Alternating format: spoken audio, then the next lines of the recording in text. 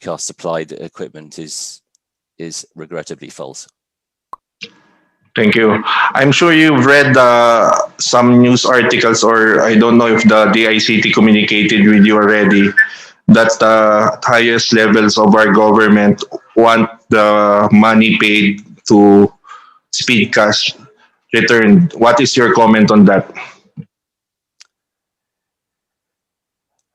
I have read some articles in the press, Your Honour, and we're working with the UNDP on these matters. I would say that only a small amount of money was paid from the UNDP to Speedcast in reality, and from our perspective, we're prepared to mutually agree to return any unused funds. I'm kind of puzzled because with regards to the money paid, UNDP was paid 1.3 billion pesos. So are you saying that you only receive a fraction of that amount? Well, I can't comment on what money was transferred to the UNDP, but I can say these facts. The phase 1 contract value award was in the order of 14.4 million US dollars, and phase 2, which was for the additional 2,000 sites, was valued at approximately 6 million US dollars, so a total of roughly 20 million US dollars. And Speedcast has received, far less than 10% of that value. So that's only $2 million you're saying to me. Is that far less than $2 million, Your Honour? There was an advance payment and some payments that were due because we did actually accept a number of sites during the project, but payment to date has been, I think, approximately 1.3 million US dollars, and some of that payment was by form of an advance, which was underwritten by a bank guarantee. So this is quite sad that 26 million US dollars or 1.3 billion pesos was paid to the UNDP, but only less than 2 million, you told me 1.3 million dollars has been paid to you. So that only translates to 5% of what was paid to the UNDP. So this is an open item that I wish the UNDP who's listening now who doesn't want to participate should explain to the Filipino people. That is 95% money in your hands. Only 5% was transmitted to Speedcast, as the representative Dominic said. And I hope that they can send official communications because they invoked already their standing as an international organization. That is why they don't want to participate. So thank you, Dominic, and there's further. I hope you can stay until the end of the hearing because there are a lot of questions from our other members. So next to interpolate is the Deputy Speaker, Bernadette Herrera. Thank you, Mr. Chair. Good morning, everyone. Good morning. Well, I'd like to clarify from the representative of Speedcast, Dominique. Yeah, you mentioned that you never filed for bankruptcy, but you filed. But are you under receivership? Your Honour, it's my name is James Trevelyan. That's just for the record. My colleague Dominic Kingell is also on the line, but I am James. So, yes, are you under receivership right now? Thank you for your question. Absolutely not. So you're not under receivership, and you never filed for liquidity? We filed for Chapter 11 protection under the US courts, which is a restructuring process which many companies go through. So it's a restructuring that you filed for. Chapter 11 is illiquidity, right, in US courts? Or, I don't know, please enlighten us. I'm not an expert in it, but I believe that would be a different chapter, not Chapter 11. Yeah. So how is the restructuring now of Speedcast? Well, as I said in my opening statement, Speedcast exited the Chapter 11 process in March 2021 this year. It now has a new owner, in fact, and a very strong balance sheet. Okay. I'd like to understand, with the amount paid to you by UNDP, can you compare it vis-a-vis your delivery? Well, it's a good question. It isn't entirely comparable, but of the monies that have been paid by UNDP to Speedcast, it relates entirely to the amount of sites that have been accepted by UNDP. So in the UNDP's view, if a site is not accepted by them, which is a very normal process, I might add, then there's no payment.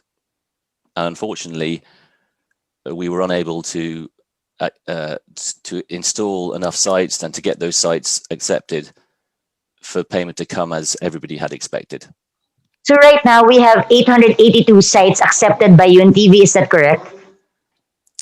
Yes, that is correct, Your Honor. And how many are still in the process, or have you delivered any but hasn't been accepted by UNDP?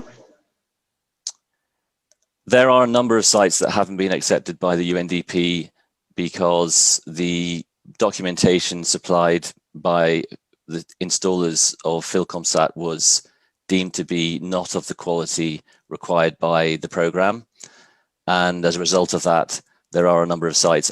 I honestly can't tell you exactly how many sites, but I believe it would be a small number of sites, between perhaps 10 and 30 sites at an estimate. I don't have that detail. Mr. Chair, I'd like to know, I don't know who can answer the question. What is the timeline that was set forth by UNDP as to the delivery of the 3,000 sites that's contracted out to Speedcast? Because I think your obligation is 3,000. 6,000. No, for Speedcast, it's just 3,000. Is that correct? Is that correct? Mr. Chairman, Your Honor, I can confirm what our obligations were. Our obligations were under phase 1 to install 3,000 sites, and under phase 2 a further 2,000 sites. So in total, 5,000 sites. 5,000 sites. 5,000 for Speedcast. Okay.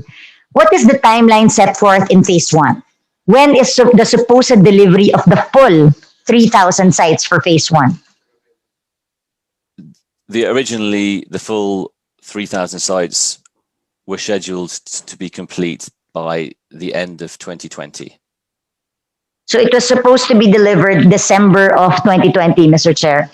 There were a number of delays during the program, and so that date was extended. In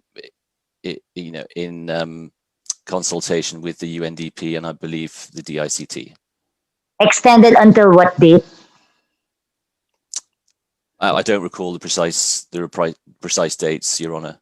May I know, Mr. Chair? Yusek Manica Intik, can you please answer the extension given to the first phase of Speedcast? His answer is Herrera. Thank you, Mr. Chair. I'd like to pull some slides lang and present the data accordingly. Give us a few seconds, sir. Nasa na?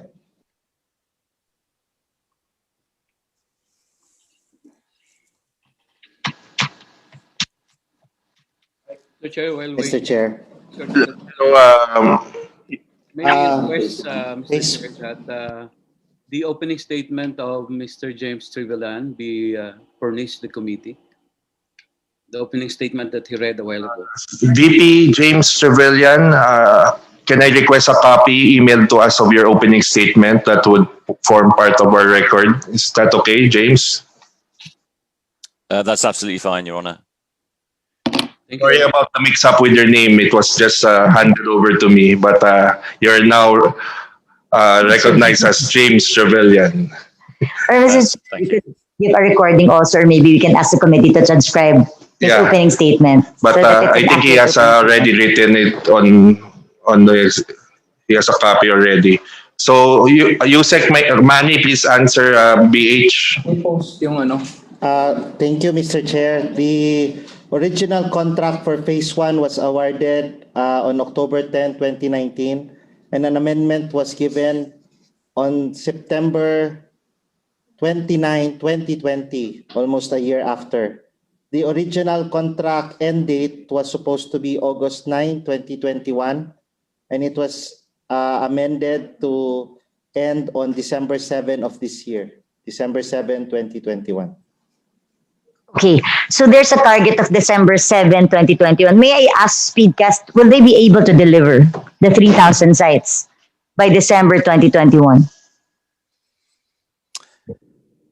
Your Honor, Speedcast is in discussion with the UNDP about ending the agreement by mutual agreement, and I believe that's something that's come from a direction that's come from the DICT. Okay. So I don't believe that that will happen, no.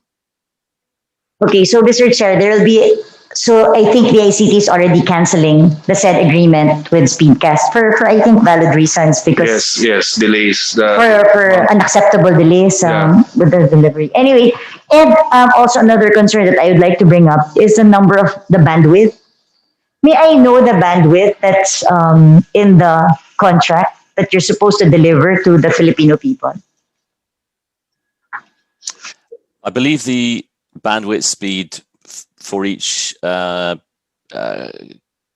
site, remote site, is a maximum speed of 2 megabits per second. So, Mr. Chair, I think with what's happening in our country right now, it's not an acceptable bandwidth considering that online classes are needed all over the country. So isa rin yung bagay na dapat nating tignan, Mr. Chair. We really have to take a look at that. We have to review that, and we have to actually go back to all the other sites, the 882 sites, and actually try to upgrade those, because it's not anymore acceptable. Because when they delivered it, there's no pandemic. But now that there's a pandemic and everything is being done online, hindi naman lang natin kayang makabasa or makapasok sa Zoom with that speed. So kailangan balikan pa rin yung 882 sites. But what's very important here right now is what to do with UNDP. Because I'm very worried that UNDP is not appearing here because they're an international organization. But 1.8 billion of our money is there. I know that the ICT entered into, what kind of agreement did the ICT enter into? MOA. Why did we put money in UNDP? Can I be clarified on that one? USEC money, can you answer DS? Financing agreement. Thank you, Mr. Chair. Before I answer, I'd like to clarify, Mr. Chair, my answer earlier. The contract end date is December 7, 2021, but it was expected the deployment of all 3,000 sites to have been done last year, December 7, 2020, of which a revised catch-up plan was presented to be on February 7 of this year, a few months ago. So all the installations should have already been done last year, December 2020, December 7, 2020, and span a year's worth of service. Thank you, but Mr. Chair, parang feeling ko kasi at this point, mutin academic na yan dahil sa akin, Wala na. it's about time that we cancel that contract.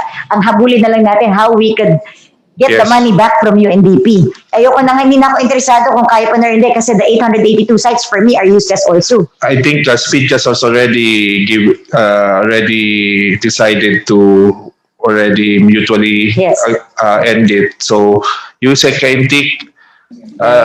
Thank you, Mr. Chair. To answer your question, Mr. Chair, the Memorandum of Agreement between the ICT and UNDP is a financing agreement wherein we give the 1.4 billion money to UNDP for them to implement the project, including project management and rollout and monitoring, Mr. Chair.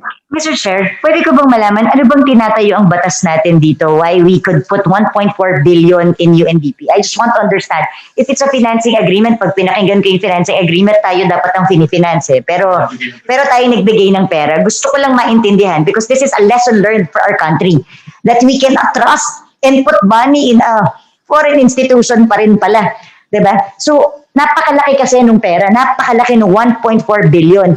How can the ICT just decide to put that big amount to a foreign institution na sa subcontract na i-bid out nila, tapos yung kinuhang bidder is a subcon din. So that's what I want to understand. What is the national law or ano bang pinangahawakang batas ito that justifies why we can put 1.4 billion in UNDP?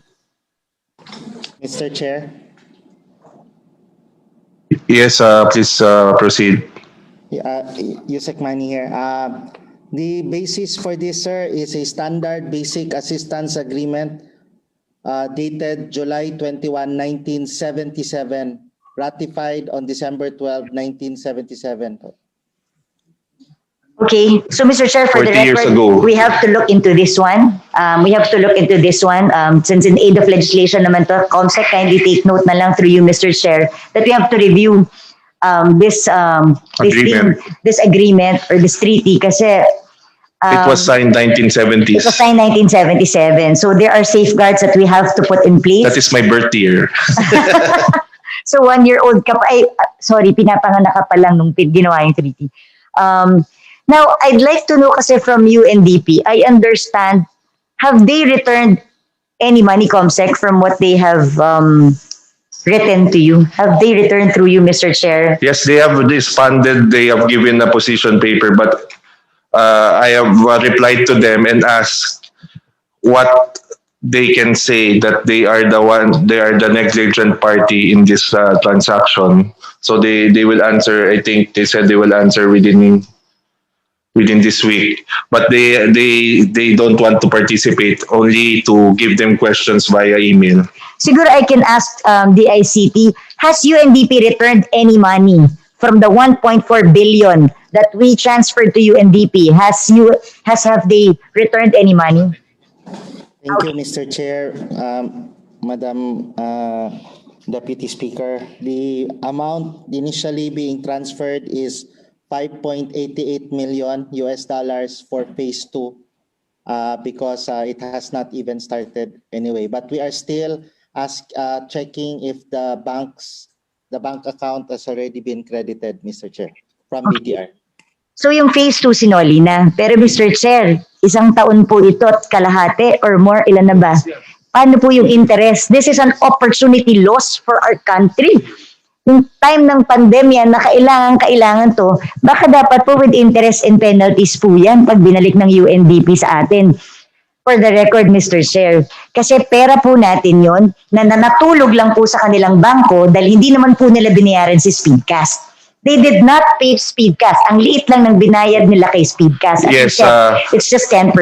No, actually it's $28 million. Only 1.3 million was paid to Speedcast. So out of the 1.4 billion, Mr. Chair. $28 So million. now my question is, the ICT, did you even penalize UNDP and ask them to return to you plus interest, interest and penalties of our money? Kailangan po natin yung perang yan. Natulog lang po sa bangko ng UNDP. Mr. Chair. Yusek Mani, have you manifested this to the UNDP? Mr. Chair, we are still in cordial negotiations with UNDP. We recognize deeply their contributions also with the other government agencies in the past. But We are also cognizant of their contributions in development work in the past. So we are still in cordial negotiations to rectify and settle this problem, Mr. Chair. But do you confirm that based on what the Representative James Trevelyan of Speedcast said, that of the $28 million paid to UNDP, only 1.3 million was received by Speedcast? Do you confirm? Yes, Mr. Chair, because I believe that is in line with their contract with Speedcast, Mr. Chair. Mr. Chair, naiintindihan ko that we have a financing agreement. Pero hindi ko maintindihan bakit kailangan ibigay yung buo. Bakit kailangan 1.4 ilagay? Hindi, sorry, for the life of me, I don't understand. DICT, can you please explain? Bakit binigay natin yung buong 1.4? Di ba pwede namang nag-down payment ka muna, hintayin mo muna kung anong gagawin nila, and then we could have released it in phases. Ang pakayaman naman po ng bansa natin to give away 1.8 billion just like that. Can you please make me understand why this happened? Mr. Chair, with all due respect, perhaps we could ask the former leadership of city to answer because that decision was made before my time. Please expound on this. Thank you, Mr. Chair. Your Honor, Madam Herrera D, my colleagues. May place, can I put the project in its proper perspective, ma'am? This was started 2017 when I was the OIC of the ICT. No? That time, wala pang pandemic, and this is the biggest project so far in our history in rolling out VSAT, no? Very small aperture terminals or satellite connected Wi-Fi all over the Philippines. No? The objective was to reach the most remote areas not reached by our telcos. No? And this is around 40% of our country are unserved and underserved. No? So these are islands, small islands.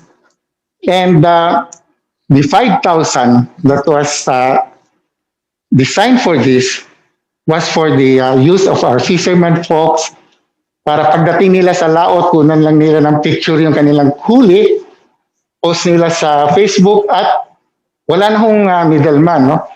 Yung strawberry farmer sa Trinidad, kunin niya yung picture yung kanyang tanim, bago niya pitasin, ay mayroon ng customer. No? These are the concept. So dito natin dapat nakalagay ang itong mga satellite dish na ito. Mr. Chair, yes, I do understand the very laudable intention of the project. Alam Yes. niyo na po, I'm one of the authors of that bill, Yes, na free ma'am. Wi-Fi. Yes, Advocacy ko po ito, kaya naiintindihan ko po yung laudable concept and intention of the bill. Okay, ma'am. I just So- want to understand. Yes, ma'am. So it is the biggest in our history to get or roll out VSAT satellite, no? 5,000. We have never done that before. So we needed some, support on this, technical and people who have actually experienced doing this, no? And UNDP has been doing this in other parts of the world. So that's the main reason why we came up with a financial agreement. No? And our laws does not allows this. No? In fact, UNDP has helped so many departments in the past. We are not the only one who use it. No? There were more money put in by other departments like DPWH, education, than the 1.3 that you're mentioning. So that is the history when we came in. Now, when Secretary Unasan came in, one of his first official duty was to stop the project and bring back the money. No? That was way back August of 2019. No? So, nagkaroon ng delay because I was telling Secretary Unasan, there is no legal basis for the IC2 to get back that project. Bakit hindi na lang natin ituloy? Nandiyan na. So, we consulted COA, daming consulted, and we were able to come up na ituloy na lang yung project. And in fact, after almost 6 months delay, natuloy din March of last year. No? So, ang timeline namin noon, and Secretary Unasan knows this, that on the 3,000 will be finished by the end of 2020. No? And yung the rest will be finished by June of this year. Yun yung timeline. And before I left the ICT, we had so many almost weekly conference with UNDP, Philcomsat, and Speedcast para yung timeline will be followed. No? Of course, nangyari yung lockdown Yes. ng March 15. It delayed, but it did not really. Nandun pa rin ho na kung ako kayo nandoon, I could have finished it by June, no? Yung full 6,000. So whatever happened after I left, well, mayroong ganito, mayroong ganyan. That should have been taken care of by the present administration of the ICT, no? Kung mayroong, what I see is that may problema ang Speedcast, UNDP, and Philcomsat. That could have easily been, it could have been easily solved by the ICT na hindi na humantong ng ganito. So that's what I mean, ma'am.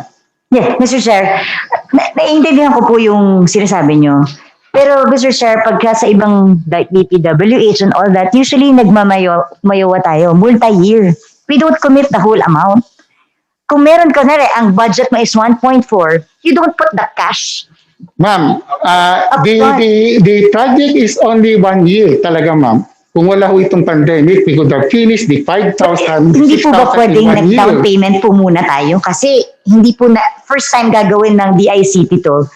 Hindi po ba ina-allow ng UNDP to give partial payment just to see if they really have Ma'am, expertise on this I'm one? talking also as my experience because in the armed forces, I laid down thousands of visas. Okay, I sige. know it can be done. And in fact, before I left the ICT, UNDP, Speedcast, and even Philcomsat gave assurance that it can be done. Okay.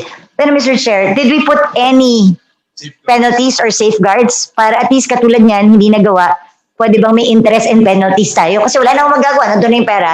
Ngayon, dun po sa kontrata nyo, may safeguards po ba para sa ating bansa that we could institutionalize penalties? Yes, ma'am. In fact, So meron. the main reason why I chose UNDP is for the safeguard sa bansa natin. UNDP is a United Nations Okay. body. No? If you tell them to bring back our money, they'll bring it back to us to the last peso. May interest po.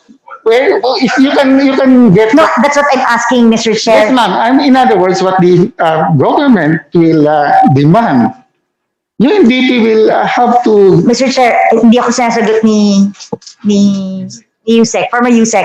Gusto ko pong malaman, dun po ba sa kontrata nyo, nakapaloob po ba doon na in case of default, in case hindi magawa, in case of delay, nakalagay po doon kasi ayoko humingi ng something na wala sa kontrata. But of course, we will demand that. Pero hindi po ba natin nilagay yun sa kontrata, sir? The contract, ma'am, is what has been done by other departments. Wala ko kaming binago, wala kaming binagdag. So, meron or wala? Sir, para lang, That's a this is, treaty, ma'am. Mr. Chair, this is in aid of legislation, sir. Gusto ko lang malaman meron or wala kasi we have to adjust it para from now on, we have to institutionalize. Yes. Kasi this is a lesson learned. Wala po tayong sinisisi dito, Mr. Chair. Yes, Tapos na ma'am. po ito. I agree. Lessons learned, I should have gained more. Because yun nga, ma'am, we depended on the past contracts done with UNDP, much more bigger than this.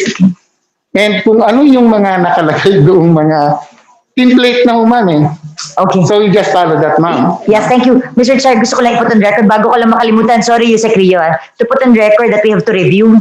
Diba, part of the recommendation of this Yes. committee is to really seriously look into that one. These In all payment terms contracts. are not acceptable in the Yeah. current situation. And not in the current situation, dapat on all situations. Not just for DICT, but for all other government Yes. agencies entering into agreements with UNDP should have that penalty clause. We will Mr. make Chair. it part of our recommendations in Thank the you, committee Mr. Chair. report. Oo, kasi kawawa naman tayo. And also to recommend to DICT to make sure that when they ask UNDP to return the money, kasama sana yung cost of money natin. Mr. Chair, hindi, pero tanong ko, requirement po ba ng UNDP that you have to give the whole amount bago nila tanggapin yung kontrata nyo?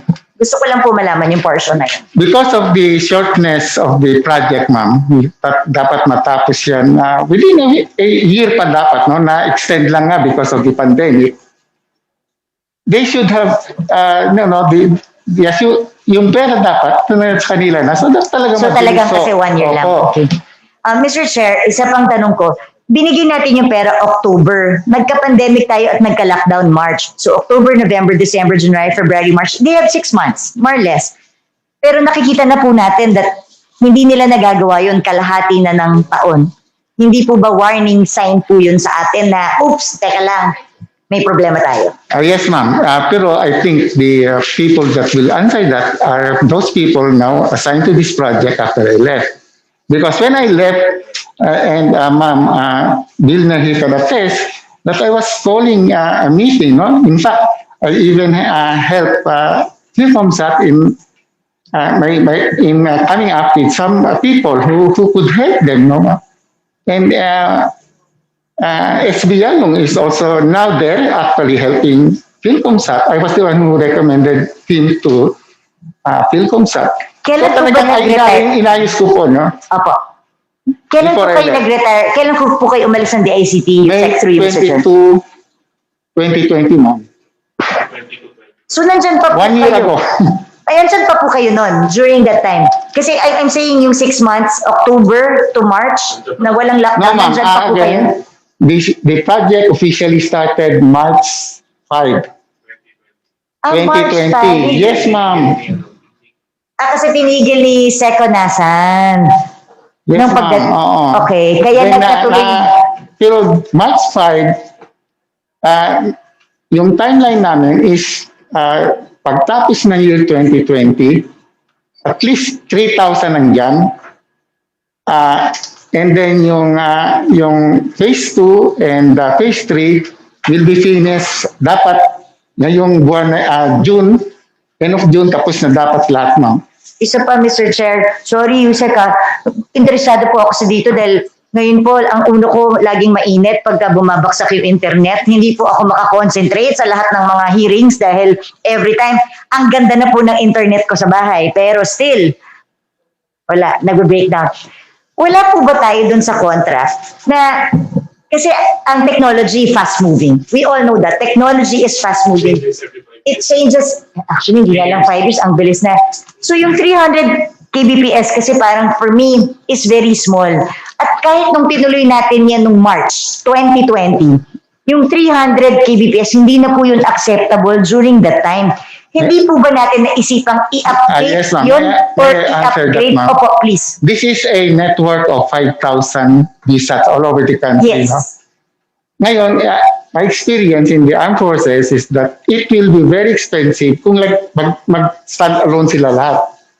So itong particular project na ito, this is a mess, 5,000, na mayroon tayong nag-invest ang Speedcast dito on a dynamic bandwidth management platform.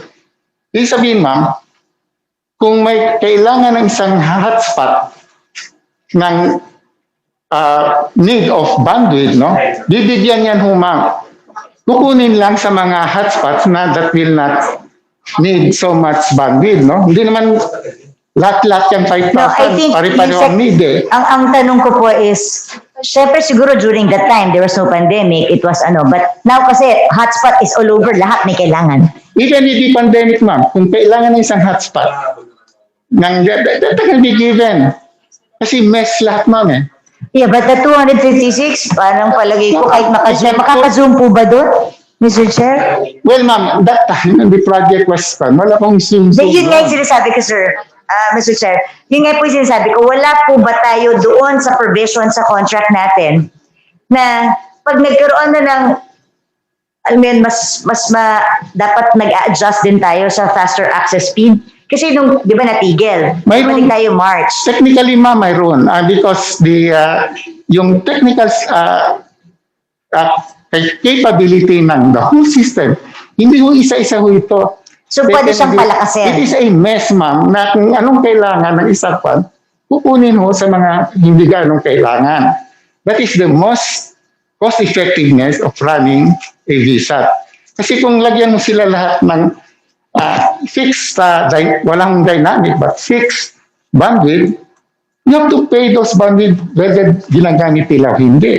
So, ibig sabihin, Mr. Chair, tatanong ko, yung dun sa 882 sites natin, USEC, di ba nasa 256 yun yung per hotspot? Kunwari, magdademand sa, the maximum is 256 that they can get. Well, ma'am, the maximum full bandwidth of the whole network is 10 gigabits per second. So we can pull, pwede natin lagyan ng 10 gigabits sa 3 or 4 na sites. Wala lang iba. So that can be done, ma'am. So, pwedeng palakasin yung 882 ma'am, pa if natin. needed. So if you need, for example, itong 10 sites kailangan mag-zoom kayo, lalagyan mo ng bandwidth dyan, ma'am. From those that are not needed. Sa forces nga, ma'am, minsan, kailan patayin namin yung ibang visa para lang mabigay ng para makapag-video conferencing sa isang conference, ma'am. We did that during the sa Mindanao, ma'am, no? Yung nagkaroon ng gulo doon. Pwede mo yun, ma'am. Inisip ko lang kasi fixed yun. Ang magasto nga, ma'am, kung lalagyan niyo sila lahat ng fixed bandwidth, because hindi naman ho, masasayang lang kung di nila gamitin yon.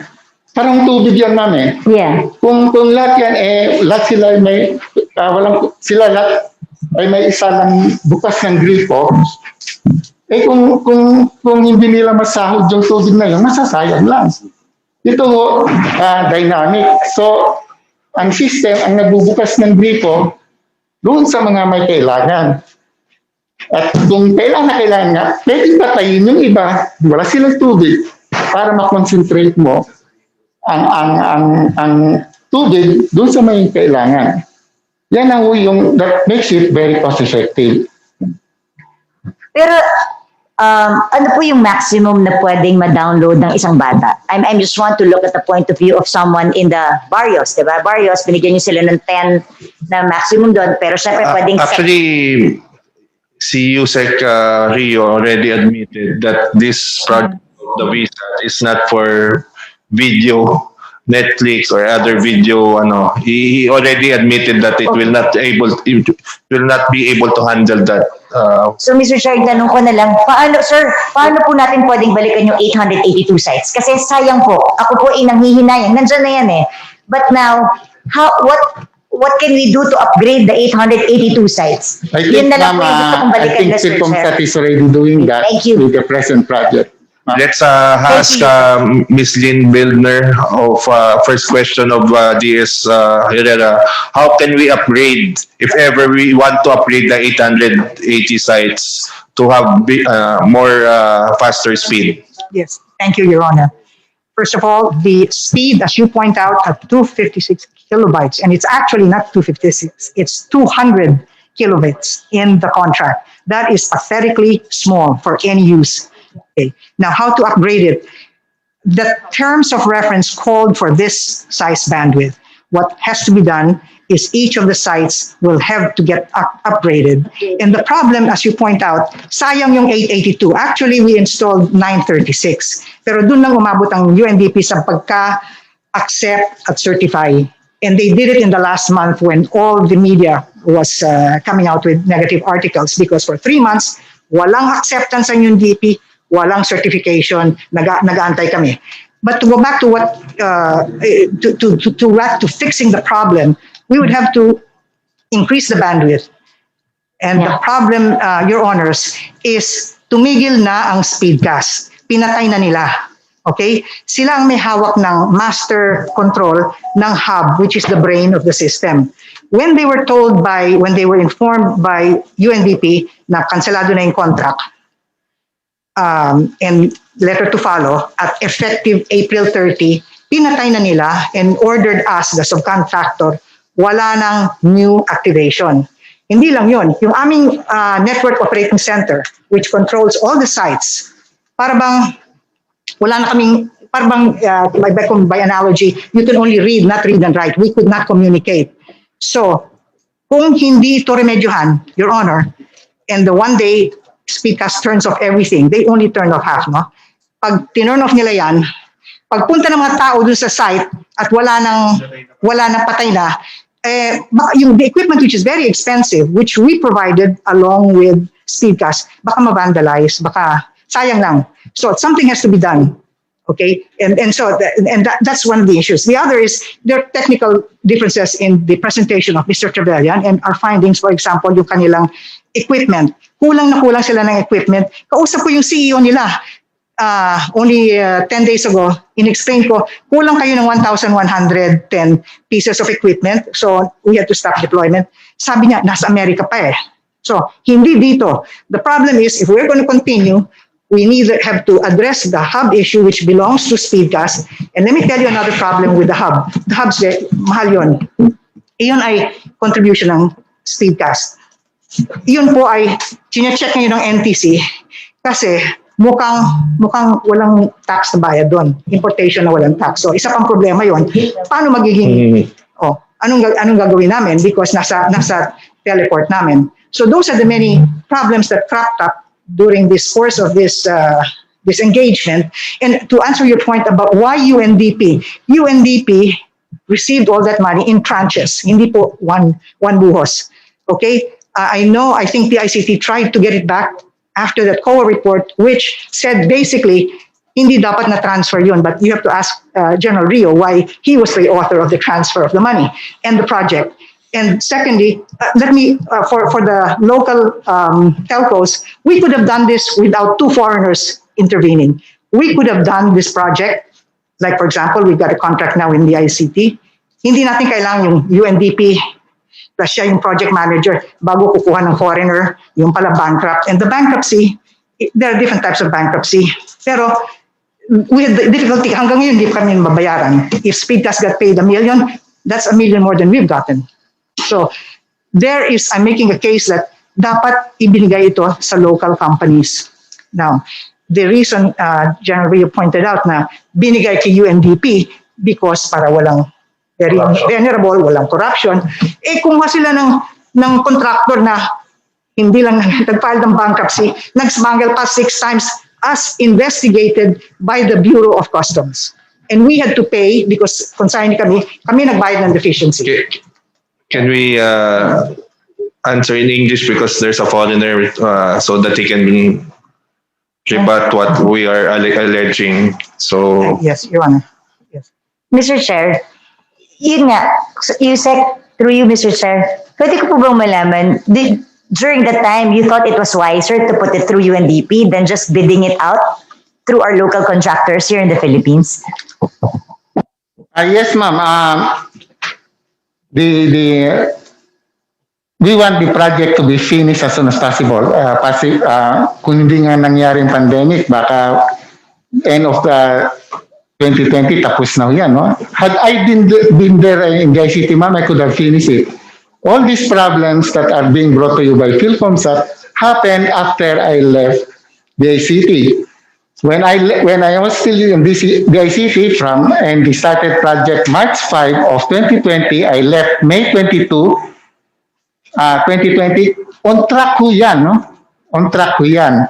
So what I'm saying is that kung mayroong problema between subcontractors and the contractor, the main contractor, the ICT should be on top of that situation. No, as I would have, kung nandun ako sa ICT, I would have taken care of these problems, ma'am. Hindi na natin siguro pakanto, no?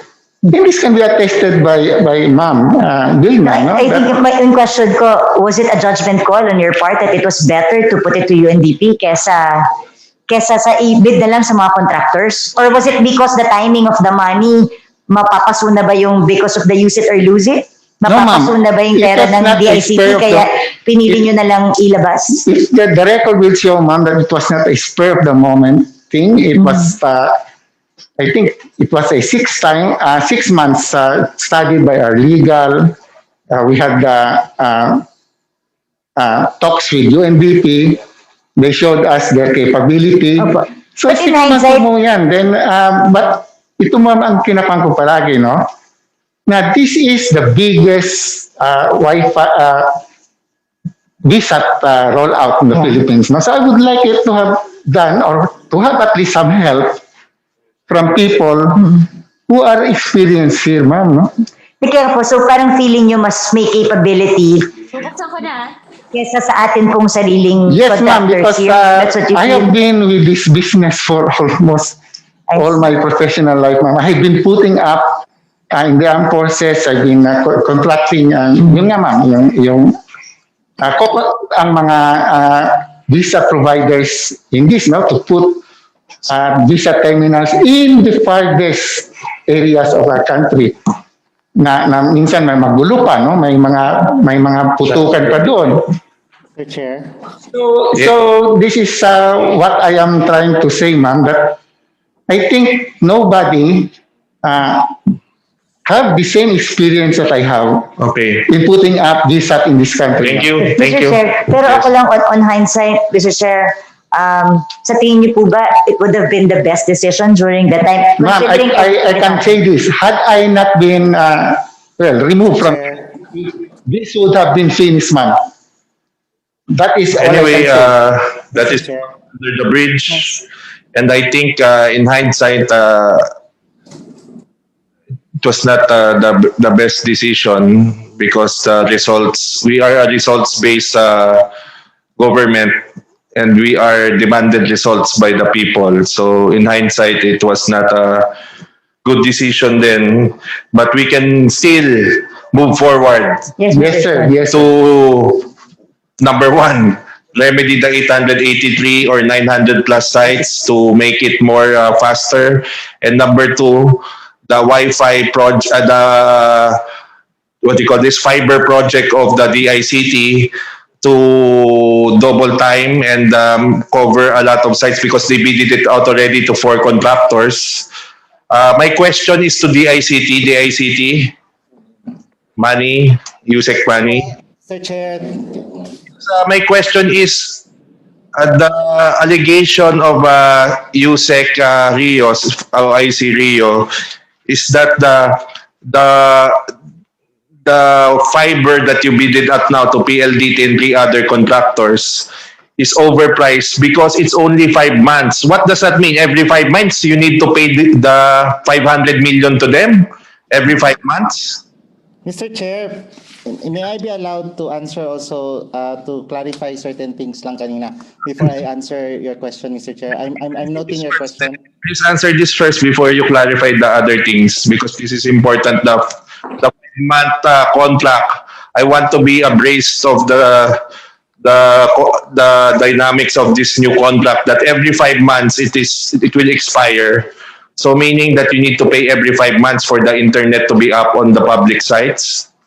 Mr. Chair, clarify lang, managed internet services din po ang UNDP. So Opo. every year, may renewal din po yon. Every year. Ang ating pong managed internet services, kailangan po siyang i-renew as soon as makita natin na mag-comply siya sa quality of service na parameters. So hindi po natin i-renew kung hindi po nag-satisfy sa quality of service. Ganun nga po ang problema natin sa ating free wifi na nasabi ko nga sa inyo before. That's why gusto nating gamutin sa moving forward wherein we wish to be able to supply the internet directly ourselves, either fiberization or in the case of VSATs, we wish to be able to have our own set of space segments in wholesale so that we can continuously provide the internet service to these VSAT sites. So unfortunately, Mr. Chair, ganun po ang VSATs, may UNDP or managed internet services of the ICT. It is a recurring expense because it is like a rental po at this point. It is a utility rather than That is the unfortunate arrangement right now that we have for VSAT deployments. Wala pa tayong means to be able to sustain the internet directly until we're either able to fiberize or have our own space segment to be able to channel our internet na mabibili na natin through our national broadband, Mr. Chair. Thank you. Yes, I think that's the best It's not cost effective that we have managed. Talaga po, Mr. Chair. Hindi po talaga. But you have to understand that in the sites of GIDAs, we are purposely making these GIDA sites be able to benefit from these with the internet, with the help of the internet. Kasi ito lang po ang access natin sa kanila at this point, Mr. Chair. Yes, I hope and we support the fiberization plan of the DICT rather than relying on private entities to manage the internet, which will be very costly if we pay every year. Yes po, Mr. Chair. Sa VSAT po, Mr. Chair, if I may add. Yusek, can the ICT Yes, ask yes. po natin na pera dahil nagmamanage contract tayo para maagapan Para ka natin, nagrenta ng apartment, hindi ka bumili ng sarili mong bahay. para Magbabayad ka ng renta every agad. year. Sayang kasi yung pera na in-award, baka pwede ilagay na lang natin sa national broadband Yes. para agad. May I know kung gaano kalaking pera yung nasasayang natin because we're employing managed contract, managed services. Right now po, Mr. Chair, with the arrangements right now of free Wi-Fi, basta hindi atin ang pinagdadaluyan ng internet, easily about 2 billion of our SUF will be allotted to that. And annually natin siyang gagastusin. Sayang po, at least 75% of that is really just the recurring expense of the transport. Ulitin ko lang, klaruin ko lang po. In the case of yung mga non-GIDA, Mr. Chair, ang access po dyan is fiber. So medyo mas masusolusyonan natin pa-fiberan. May katumbas po yan sa VSAT. Ang VSAT po, imagine nyo po na meron pong imaginary fiber going to space and going to the VSAT. That's what we call the space segment. It's a spectrum band that allows us to transport the internet through space. Yun po ang binabayaran natin. Medyo may kamahalan talaga. Pero wala tayong choice para sa mga GIDA. Kasi nga, mas matatagalan tayo magkabit ng fiber. Pero meron pa rin po tayong solusyon dyan. We are in constant negotiations now with what we call space segment providers, ma'am. Makakabili tayo ng space segment such that doon na natin idadaloy, yun yung katumbas ng national broadband sa space. Para sa mga GIDA, pwede po nating ipadaloy doon ng ating internet pag makanegotiate tayo ng wholesale sa space segments. Ongoing po ang ating discussion dyan, Mr. Chair and DS.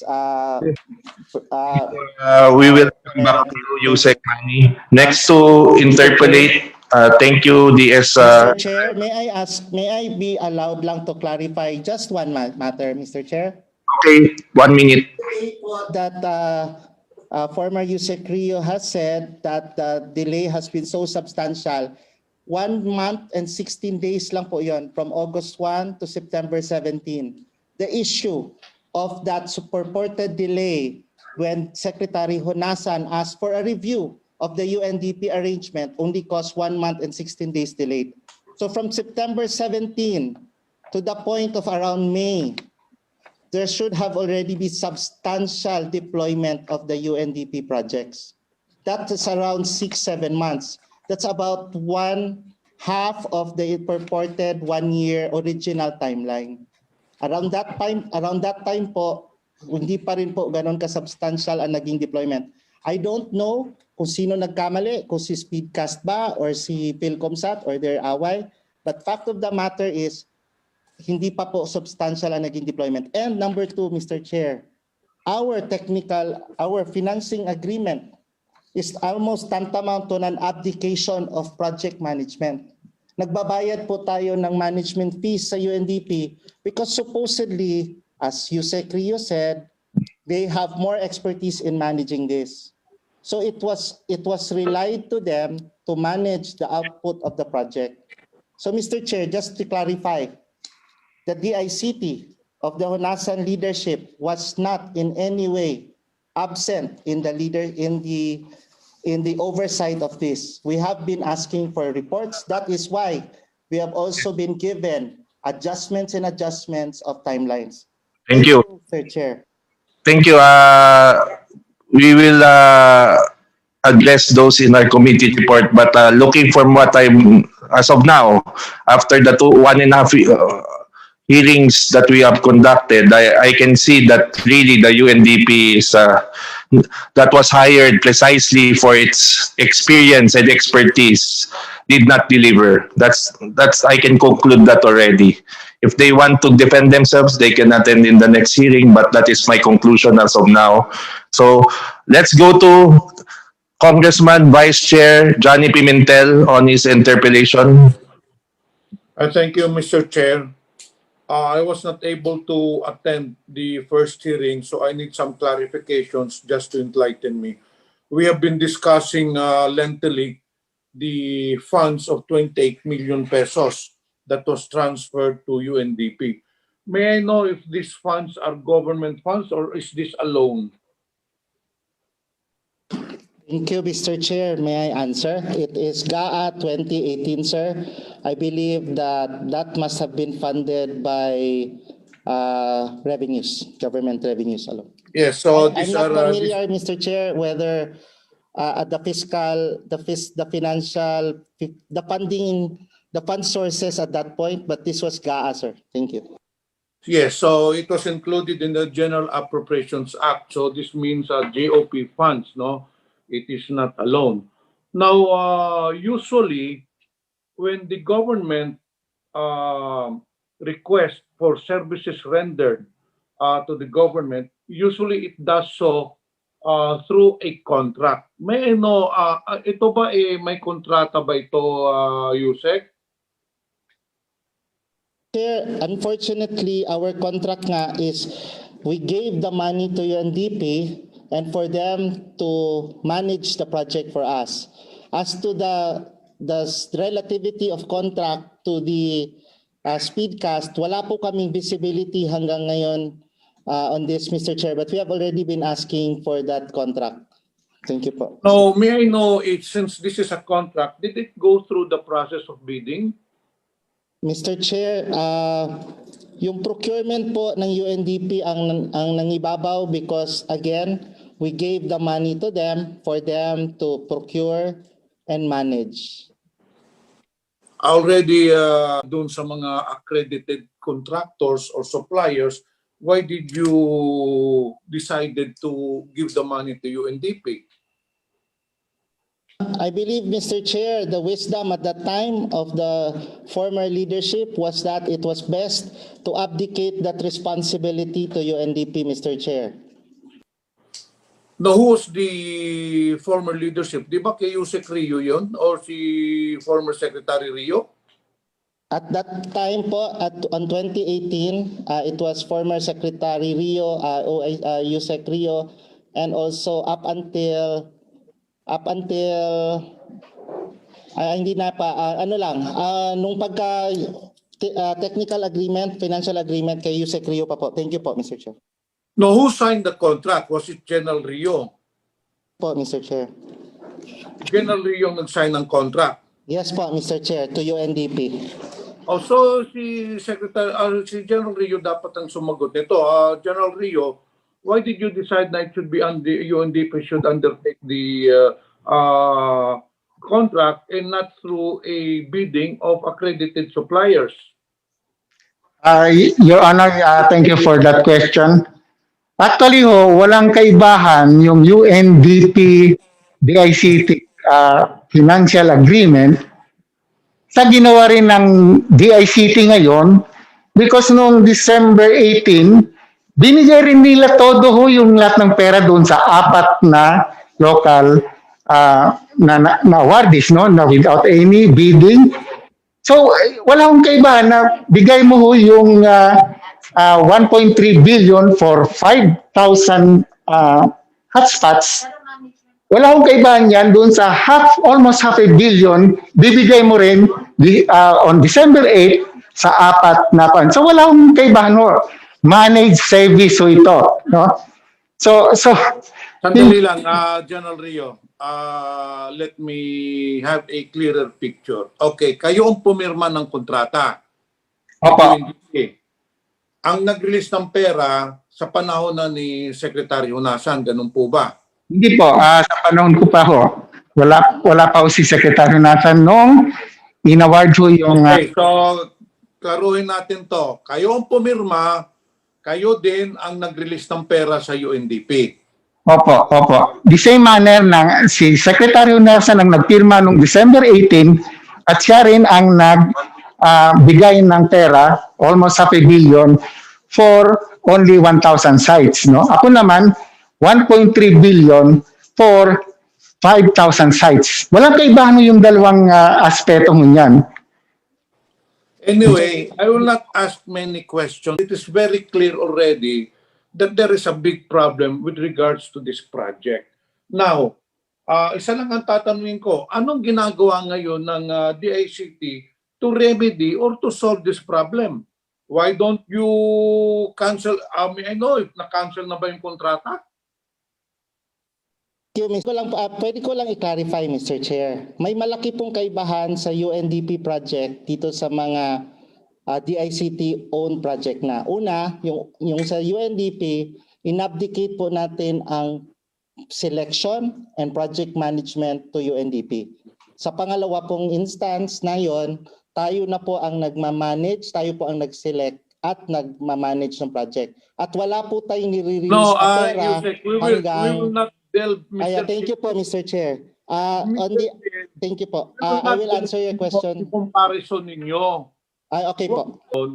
Yan sa problema nga ng UNDP because you're now trying to pass the blame to each other. Si General Tio, sinabi na siya nag-release ng 1.3 billion pero ginawa din ninyo. Ngayon, sinasabi mo naman na may kaibahan. Hindi ko napapakailaman yan kung may kaibahan o wala. Anong gagawin natin nga ngayon para masolusyonan itong problema? Anong gagawin ninyo? Will you cancel the contract or na-cancel na ba? Yun ang tanong ko. What is now the status of the contract between DICT and UNDP? Thank you, Mr. Chair. Sorry, Congressman. We are already in cordial negotiations with UNDP to terminate phase 1 and 2. In fact, phase 2 has the return of the money of phase 2 is already ongoing, Mr. Chair. So This is the first, you know what? This is the first time that I have heard cordial termination. You do not have any cordial relationship with any contract. If it is, they are already behind schedule, automatic, we terminate it. Thank you, Bakit Mr. may cordial pa? Bakit pa tayong nagmamakawa sa kanila? Do you need to be cordial? Why don't you use force? Or what are the existing provisions under the law which pertains to contracting? Why don't you apply the full force of the law? Why do we have to be cordial with the UNDP? Hindi naman tayo may kasalanan. Noted po, Mr. Chair. We will be in negotiations with UNDP. We are in negotiations with UNDP po, Mr. Chair. So ano po yung stage ng negotiation nyo ngayon? Ano na ang what are you negotiating? To return the money? Thank you po, Mr. Chair. Contract? Thank you po, Congressman, Mr. Chair. Yung phase 2 po, dahil hindi pa rin naman talaga nasimulan, pinasosoli na po natin ang pera.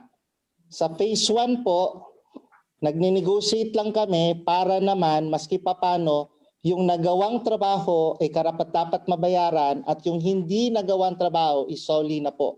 Nag-accounting na lang po ng tama, Mr. Chair, Congressman Pimentel. Thank you. Okay, doon sa phase 2, one resource person mentioned na naibalik ng $5.8 million.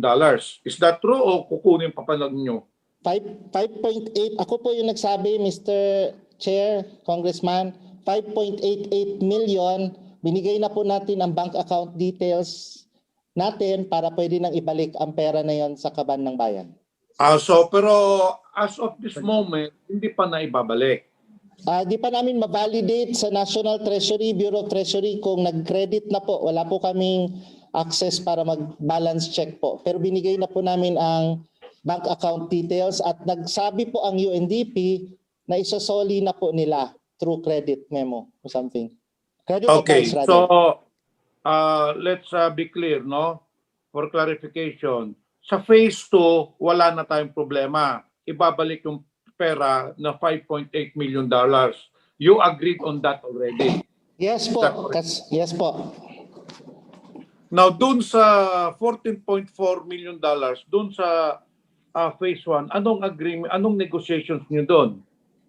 Nag-accounting po kami, Mr. Chair, kasi meron pong computation ang UNDP na kung sana mabayaran yung quantum meruit doon sa nagawa. May na-install din naman. Gumana din naman for some time. So kino-compute lang namin po ng maayos, Mr. Chair, and we will furnish the body the figures that we will be able to agree with UNDP po, Mr. Chair. Okay, so yun na nga, whatever accomplishments babayaran natin ng gobyerno, no? And then whatever na hindi na-accomplish, yun ang ibabalik na na pera. Yun ba ang agreement ninyo? Yes po, Mr. Chair, Congressman Pimentel. Yun po, quantum meruit po. Okay, now assuming nandun na tayo, no, na you are na ibabalik yung $5.8 million and then whatever will be left doon sa phase 1 ibabalik din. What is now the plan if ever, no, if ever, let us hope na tutupad sa usapan yung UNDP. Now if ever may balik na nga yung pondo lahat, then anong sunod na gagawin nyo? I-terminate na niyo yung kontrata. Yes po, Mr. Chair, for phase 1 and 2. Yung phase And 3, then we are inclined to after continue. the termination of the contract, I assume, since this is one of the priority programs of the President, I assume that you will have it bid out to legitimate and accredited contractors na. Ganun po ba? 2 steps po pa po, Mr. Chair. Number 1, since this is 2018 GAA, unfortunately, it will have to be reverted back to the general purpose, general fund. We will have to secure the blessings of DBM or Malacanang for the release of these funds to subsequently resume sana the use for this in the free Wi-Fi or any of our digital infrastructure program, Mr. Chair. Unfortunately, by law, once the 2018, because the 2018 is already consumed, wala na pong balikan po sa pera. Pero at least may babalik po, ang budget pala, pero at least po may babalik po sa kaban ng bayan yung pondo po. Okay, Mr. Chair, we will continue to monitor this supposed negotiations between UNDP and DICT kung may balik talaga yung pera. Now, may other question, Mr. Chair. There was a pronouncement from President Duterte that he intends to terminate or cancel this program. Is there an official letter or order from Malacanang to DICT to this effect?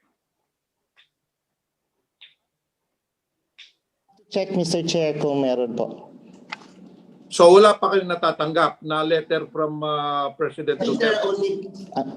Sorry po, Mr. Chair. I think there only been pronouncements for that, to that effect, to rectify the project, Mr. Chair, and return the money that can be returned, Mr. Chair.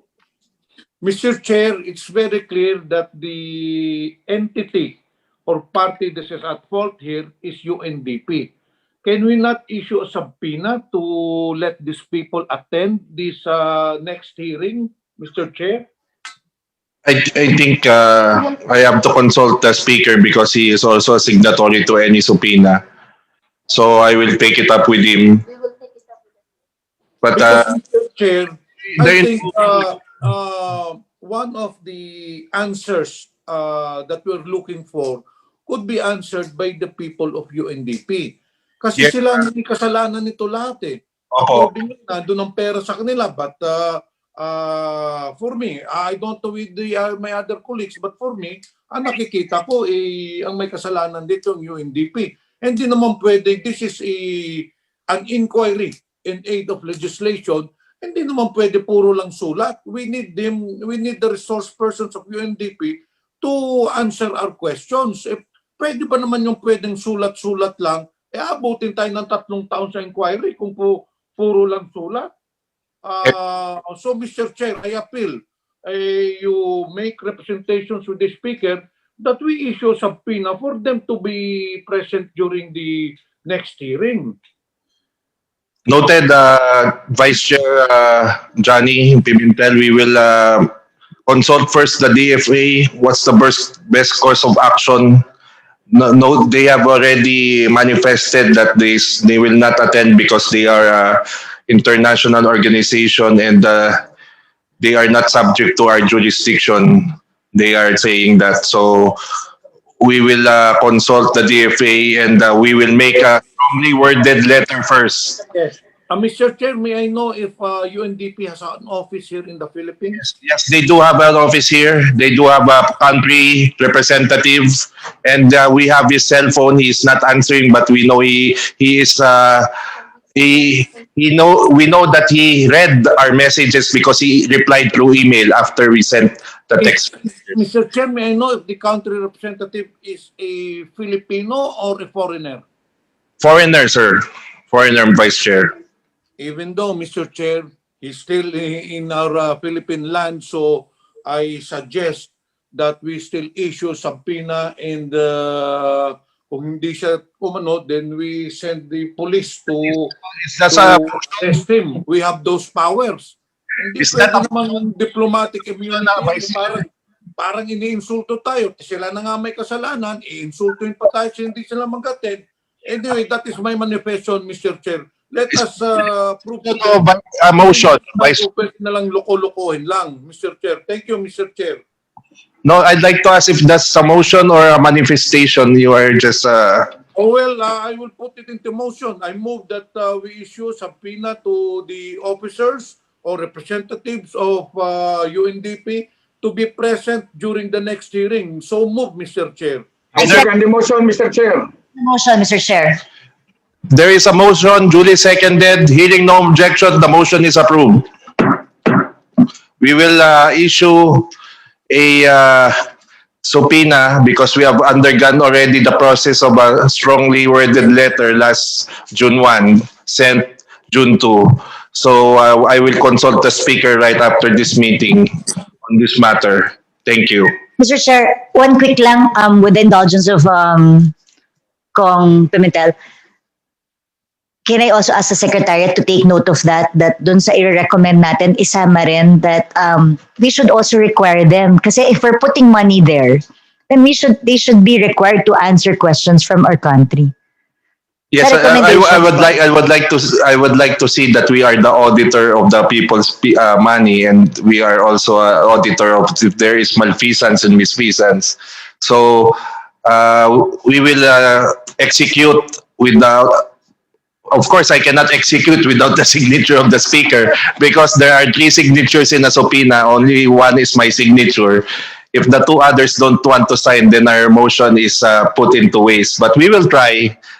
Hopefully, the speaker will heed our call, being members of this committee. So, Vice Chair Pimentel, do you have further questions, or do you rest already? No more, Mr. Chair. No further questions, Mr. Chair. Thank you very much, Mr. Chair. Before we continue, I'd like to recognize the Deputy Minority Leader Carlos Zarate, Representative Paul Dasa, Representative Victor Yap, Representative Marvy Marino, Representative Maricel Natividad Nagaño, Representative Franz Castro, and Deputy Speaker Wes Gatchalan. Next to interpellate is Representative Paul Dasa of the 1st District of Northern Samar. Thank you, Mr. Chair. Good afternoon to everyone. First of all, I wanted to, there were questions regarding U.S. bankruptcy laws. I wanted to clarify for the committee, Mr. Chair, having practiced about 6-7 years in California. In the U.S., there's 2 types of bankruptcies. The first one is liquidation bankruptcy, where you sell assets to pay the debt. And then you have reorganization bankruptcy, which is Chapter 11 for companies. And I think to rest that concern issue, I think it was confirmed that Speedcast had undergone Chapter 11, which is a reorganization bankruptcy. So the third line and ticking, I think they restructured the various liabilities.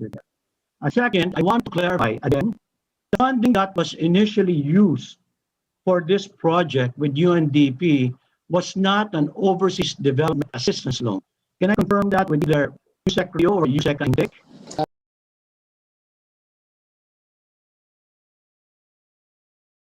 UNDP is a very reputable organization, and I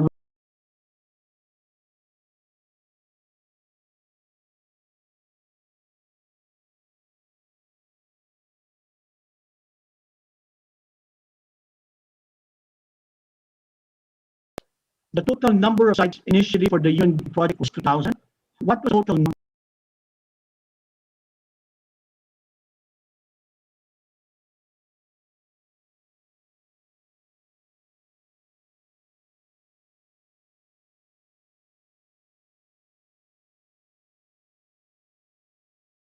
So that's a total of 5,000.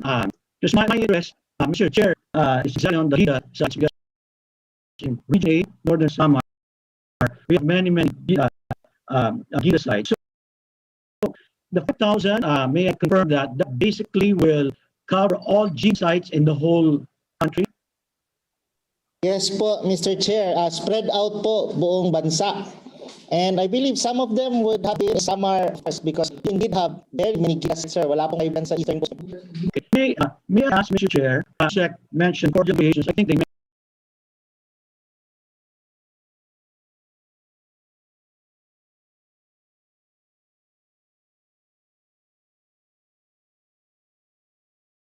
Thank you po, Mr. Chair. Yung bago nating hospital, yung bago nating programa, 3,000 pong Wi-Fi sites ang ating pong paglalagyan. Bilisan po siyang installation dapat.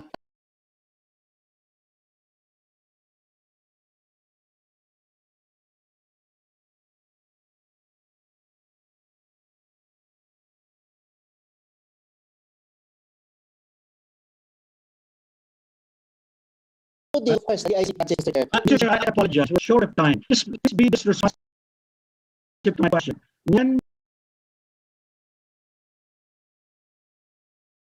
will the 3,000 and the 2,000 be completed under new contracts? That's a detail you said.